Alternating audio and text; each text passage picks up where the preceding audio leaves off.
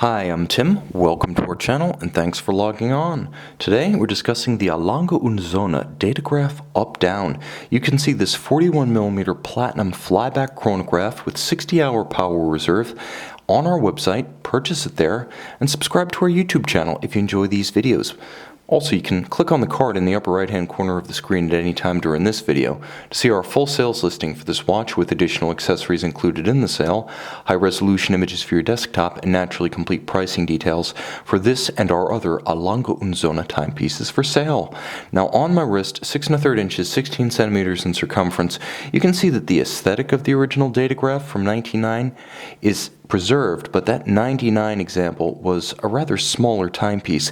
This is the 2012 to present current version of the watch, and you get the addition of a far longer power reserve, a more sophisticated caliber, and a useful power reserve display at 6 o'clock in the form of the up-down indicator. Let's talk about fit. Now the watch is 41mm across the round of the case, but that's not to say it is a big or oversized watch.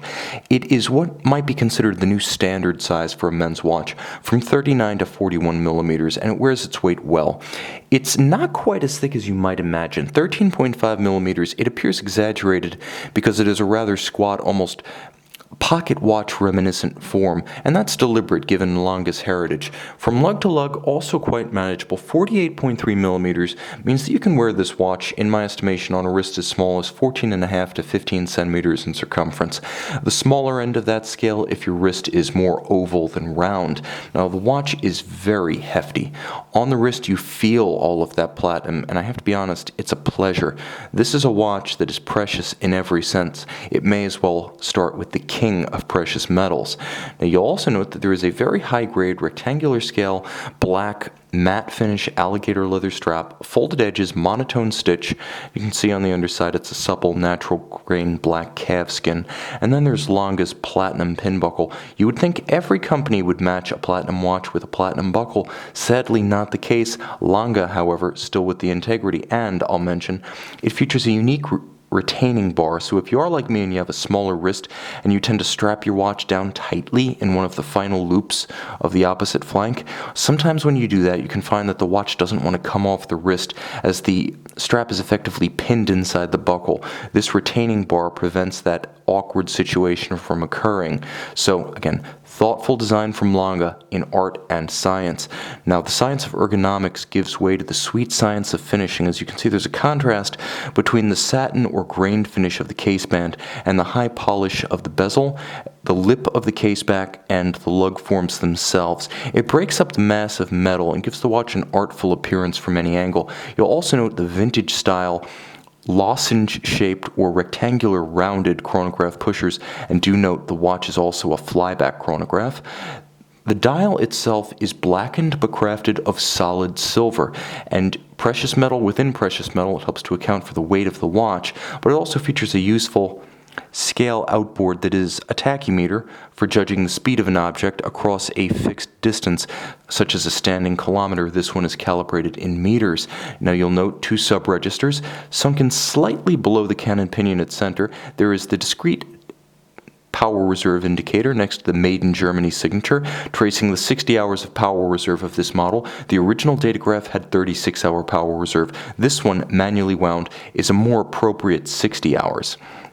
You'll also note hand-applied baton-style hour indices in polished white gold. That's the aesthetic of the Saxonia collection. Remember, the datograph is part of the Saxonia collection. And then finally, white gold apertures around a grand date at 12 o'clock. And you actuate it by pushing this pusher at 10 o'clock. It's as crisp, as satisfying. It has the same tangible quality you get from actuating the chronograph functions. You'll want to change the date just because with this watch. Now you'll also note that there is an added element of practicality, as the elegant alpha style hands at center are luminescent, so you can read this watch in the dark. Now small splashes of color come in the form of the blued hands on the twin registers. Turn the watch over and you have all the color you can handle. This is the caliber L951.6, the 6th revision of the breakthrough movement that came out with the original 1999 datograph. Look at the attention to detail, not inside the watch but outside. There's a small kerf or hollow right next to the crown that allows you to dig your finger underneath to withdraw the crown, and you'll notice that the watch does feature hacking or stop seconds. Attention to detail continues in the finish of the movement. A combination of polished screws, heat-blued fired screws. There's a beautiful sequence of glasuta stripes across the bridges of the chronograph structure, and you'll note those are glasuta stripes, not Geneva waves, because we're not in Switzerland. You'll also be able to see spectacular black polish as you move the watch through the light. The black polish reflects light in only one direction. Everything that turns black as I move the watch is black polished. It's the highest standard of optical polish, and in the Swiss watchmaking regions, it's generally referred to as poly noir because of that illusion of blackness when it's not reflecting the light at you. Notice the capped column wheel. As I function, or I select and cycle the functions of the watch, you can see the interaction of the levers and horns with the column wheel. Of course, this being a flyback, there's a lot to be seen as the watch is actuated. You'll also note a giant balance. Let's go back to the hacked function for a moment. You can see that there are variable inertia balance blocks, as the new generation datograph does feature a free-sprung balance. Most of the timing adjustments are done with those blocks. The black polished swan's neck regulator is really just there for tradition and ceremonial reasons. Underneath, a hand-engraved balance cock. It is the tradition of Lange to have a hand-engraved balance cock by their roughly half-dozen artisans who conduct hand engraving on every single movement they produce. Finally, that golden alloy you're looking at is what's known as German silver. You notice it in contrast to the silver of the conventional metal components. It's a combination of copper, nickel, and zinc that is untreated, unlike the blinding silvery brass that you see in Swiss watches. Beautifully executed. The cherry on the cake is the sequence of screw-fixed, you can see the triple screw fixing chaton, or golden holders of jewels that hark back to the pocket watch era.